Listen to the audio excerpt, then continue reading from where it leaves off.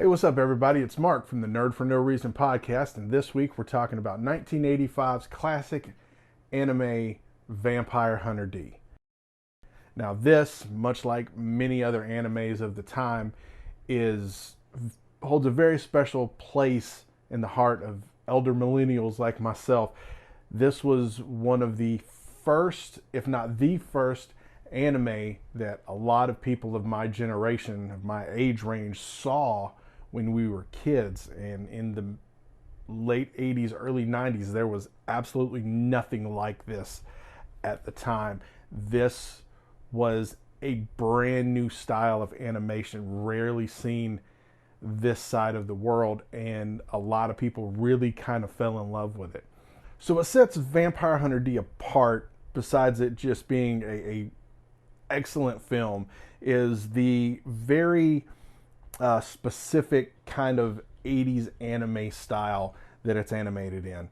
The storyline in and of itself is about takes place in the far distant future. A king vampire bites a young farm girl, and this girl in turn hires a vampire hunter, the titular D, to go and kill this vampire that bit her. And through the course of the story, we find that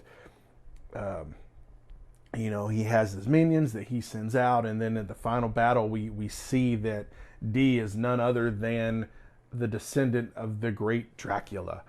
So he is part vampire, part human, very kind of Blade-esque in a Japanese far distant future fantasy setting. It's really an experience, to say the least. You know, for those of us that grew up watching Vampire Hunter D on the early Sci-Fi Channel days, we would tape showings of this, give it to our friends, and that's part of the reason we were kind of like a secret club. That's why this movie holds such a special place in my heart, and a lot of elder millennials like myself, because this was such a unique thing for us as teenagers to get our hands on. And it was this and movies like Ninja Scroll and Appleseed and a few other ones that we just watched over and over again because they just meant the world to us. That good 80s classic anime. If you haven't had the pleasure of watching this fantastic movie, then I suggest that you go see it. This is an absolute classic of a movie, one of my absolute favorites, and it definitely deserves your time. Go check it out.